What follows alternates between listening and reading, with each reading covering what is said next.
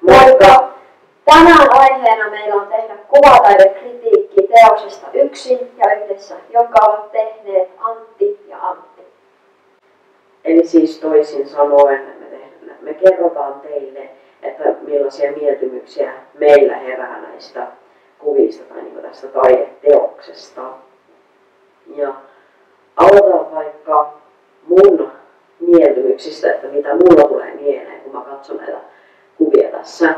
Ja ensimmäisenä mulla tulee jotenkin mieleen tästä ehkä niinku syrjitty, kun mä katson niinku tätä ensimmäistä kuvaa, tai tästä niinku oikealta puolelta ensimmäistä kuvaa, niin mulla tulee mieleen jotenkin niinku syrjitty, niinku samaaikaisesti niinku semmoinen, että joku niinku on lähtenyt pois, eikä ole niinku palaamassa enää takaisin näihin niinku palettiharjoituksiin. Mä en tiedä, jostain syystä tulee mieleen paletti niinku harjoitukset, niin että joku on niinku lähtenyt pois eikä aio enää palata, vaan epätoivo jollain tapaa katsoessani näitä kuvia. Ensimmäiseksi mulla tulee mieleen tuosta kiusaaminen.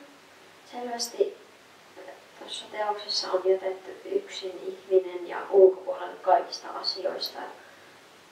Ja häntä arvostellaan palettitaitojensa takia. Ja siitä heijastuu semmoinen tietynlainen pimeys, ei näy paljon valoa ja semmoinen onneton olo ja semmoinen tasapaino on hävinnyt kokonaan. Ja se on vähän niin kuin epätasapainossa se ihminen. Se tuntee olonsa onnettomaksi, kun häntä kiusataan ja